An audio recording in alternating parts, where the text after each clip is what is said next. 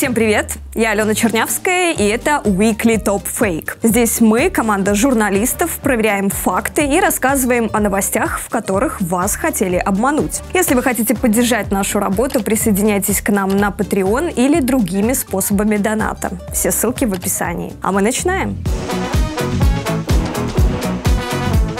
На пятом месте новогодние фейки. Украина меняет Деда Мороза и Снегурочку на Санта-Клауса. Об этом белорусским зрителям рассказал сотрудник телеканала СТВ Григорий Озаренок. В бесноватом Киеве повесили Деда Мороза и Снегурочку. Так они избавляются от советского наследия. Санта-Клауса им подавай. Да и Дмитрий Бочков с телеканала ОНТ от него не отстает. Самое безобидное из того, что мы наблюдаем, это попытку отменить Деда Мороза, Снегурочку, все, что связано с этим пластом нашей истории.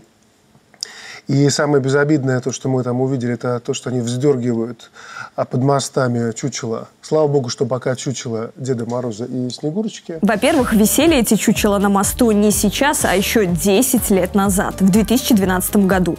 Вот видео того времени. И проводили эти акции активисты партии «Братство», которая называет себя национал-христианской сетью. А во-вторых, на их YouTube-канале можно прочитать, что делали они это в честь Дня Святого Николая Чудотворца, архиепископа Мирликийских, то есть православного святого, от имени которого в Европе раньше и дарились детям подарки. А Деда Мороза партийцы считают подделкой и порождением враждебного богу Советского Союза. То есть получается, что они как раз не за Санта-Клауса, а за возвращение к тем самым православным традициям. Странно даже, что Озаренок и Бочков эту выходку не поддержали. Ведь партия «Братство» боролась и против вступления Украины в НАТО, и сближения с США и ЕС. Однако Бочков пошел дальше и даже обнаружил в Украине признаки борьбы украинцев с христианством. В ночь на 23 декабря чины возрожденного полка Азов торжественно отметили Йоль. Это языческий праздник зимнего солнцестояния. Напомню, что Йоль отмечали также эсэсовцы во главе с Генрихом Гиммлером. В рядах СС этот праздник полностью заменил Рождество. А как они так быстро закодировали? Помните, еще совсем недавно украинцы смеялись и говорили, что вы выдумываете? Нет у нас там ни нацистов и никого. Йоль – это языческий фестиваль германских народов, в котором отмечали самую длинную ночь в году. Сейчас, кстати, праздник практически замещен христианским Рождеством. Но интересно, что, например, в этом декабре Йоль также праздновали в Пензе и в средневековом городе Сваргас под Выборгом. Или вот афиша праздника в питерском клубе. А это в клубе в Москве. Так что Григорий Озаренок и Дмитрий Бочков на пятом месте в новогоднем фейк-чарте.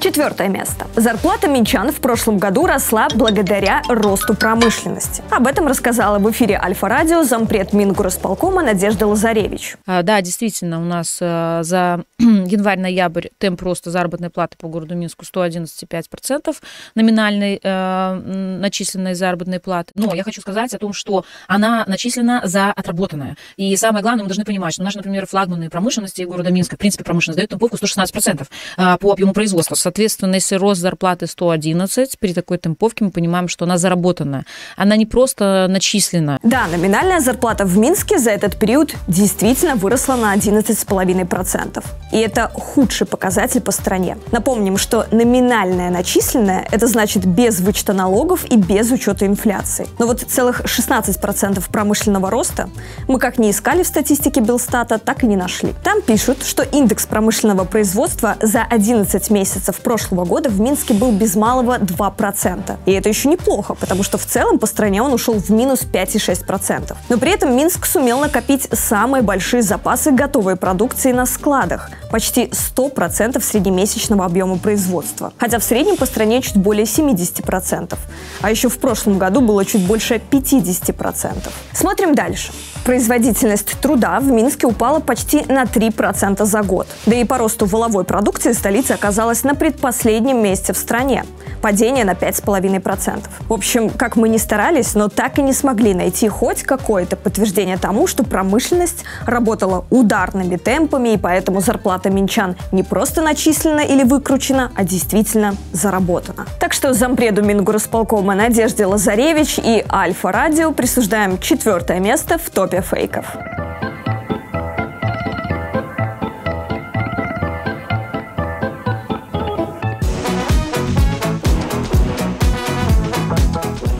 Третью строчку мы отдали фейку о том, как белорусы зарабатывают в Польше. Вот что рассказала сотрудница телеканала «Беларусь-1» Ксения Лебедева.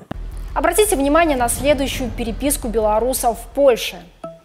Сколько часов вы работаете? 396? 370, плюс премия за посещение 350 и возврат за жилье 150. Я 220 отрабатываю и считаю рабством. Я бы лучше в Германии бутылки собирал, чем 370 часов в месяц работать. 370? Вы по 12 часов в сутки без выходных работаете 30 дней в месяц? Жестко. А какая хоть сфера? Завод такой есть, делает крышки для телевизоров LG. Еще на беженство подайтесь. Спасибо, но мы не планируем тут оставаться. Переезжаете в другую страну? Конечно, с такими нормами выработки по 370 часов никому не захочется остаться. Идеальный работник за 17 злотых в час по 16 часов в день. Идеалочка, конечно, для работодателя. Я отработала замдиректора в торговой сети «Виталюр», имея зарплату в $800. У вас тут на заводе $670 в месяц при здоровой норме 168 часов, а в РБ было $800. То есть женщина променяла жизнь в Беларуси, собственный дом и должность замдиректора крупной торговой сети на работу наклейщицей этикеток без выходных и обеда.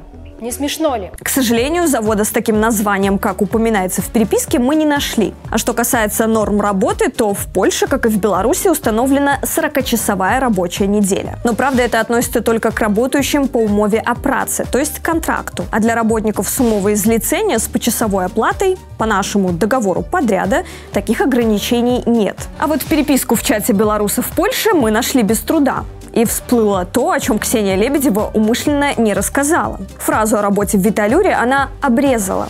Вот как она выглядела целиком. Я отработала замдиректора в торговой сети «Виталюр», имея зарплату $800. Вы считаете, это достойная зарплата с такой ответственностью? Там до инфаркта недалеко. То есть на самом деле этим сообщением женщина показывает, что такую белорусскую зарплату в крупной торговой сети она считает неадекватной затраченным на нее усилием. К тому же, если пролистать переписку выше, то картина становится более полной. Женщина много работает в Польше, но и зарабатывает хорошо. 7500 злотых в месяц. Это около $1700. В диалоге она объясняет это тем, что они с мужем приехали сюда на заработки. В планах побольше накопить, а потом вернуться в Беларусь и обустроить домохозяйство. Потому что с белорусской зарплатой они строились бы лет 20, а с польской сделают это гораздо быстрее. У Ксении Лебедевой и телеканала «Беларусь-1» третье место в рейтинге фейков.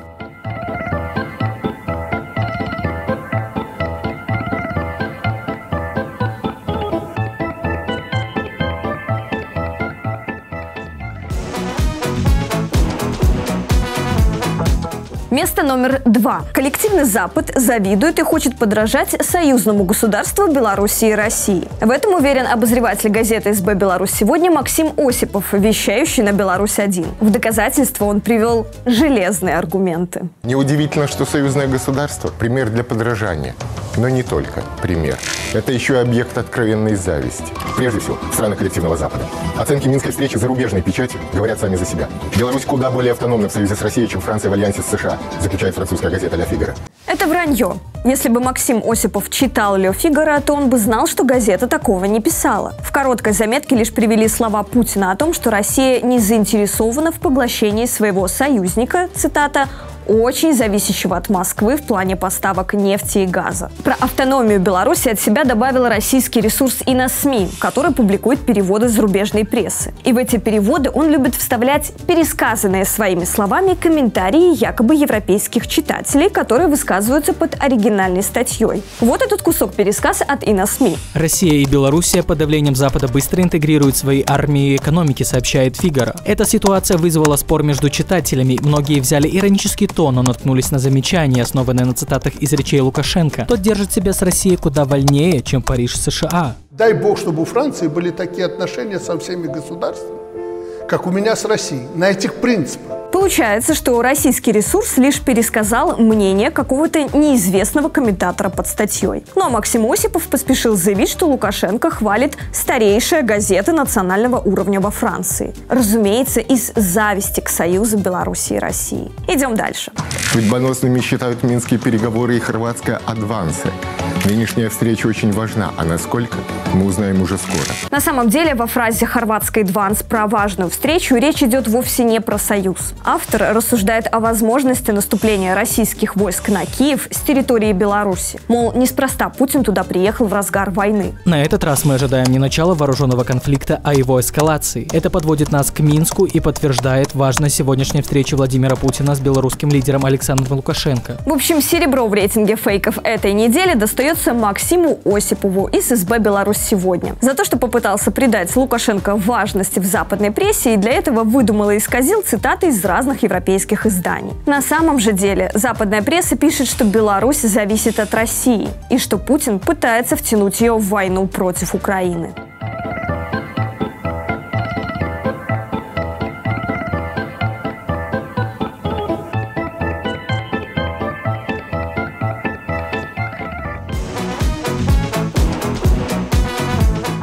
Наконец, наш лидер по фейкам этой недели. Доллар приблизился к своему краху, убеждает белорусов политический обозреватель Алексей Авдонин с телеканала «Беларусь-1». Доллар в 2022 году ускоренно терял свой статус мировой валюты. В простой экономике мы рассказывали про золотой апокалипсис. Прошедший год приблизил крах доллара. Это неправда. Вот как раз-таки прошлый год был для доллара довольно успешным, особенно в статусе мировой валюты. До 2022 года 59% мировых резервов хранилось в долларовых активах. С тех пор, как появился евро, эта доля постоянно падала. Но вот в 2022 году начала повышаться. Рост почти на 1%.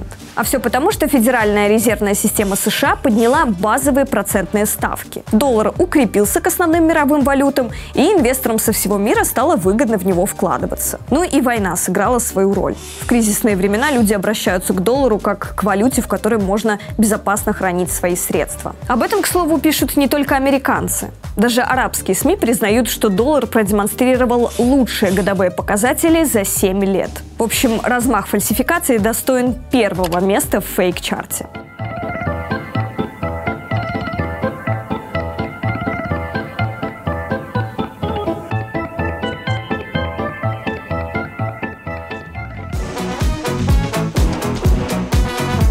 И напоследок еще одна новость, которую мы не могли пропустить. Зеленский за время войны стал долларовым миллиардером. Об этом сообщили в телеграм-канале ОНТ. Американский журнал Forbes опубликовал данные о состоянии ведущих украинских политиков. Финансовое состояние киевской верхушки во время СВО с Россией выросло в геометрической прогрессии. Капитал президента Украины увеличился с 650 миллионов до 1,5 миллиардов. Министр обороны Резников Дмитрий Кулеба и советник главы президентского офиса Михаил Подоляк также вошли в клуб миллиардеров. Информация легко проверяется на сайте американской версии журнала Forbes. Как видите, от Украины в списке одни олигархи, банкиры и финтехнари. Нет там Владимира Зеленского, да и вообще тех, у кого была бы похожая сумма. Это были все фейки, о которых мы хотели рассказать. Если вы заметили подозрительную новость, присылайте ее нам. Мы проверим на правдивость. И спасибо всем, кто ставит лайки. Вы помогаете увидеть правду еще большему количеству людей. Присоединяйтесь к нам на платформе Patreon. А также вы можете совершить единовременный платеж с карты на карту или воспользоваться функцией «Супер спасибо» на YouTube. И помните, что не стоит всему верить. В этом вам поможет ваше критическое мышление,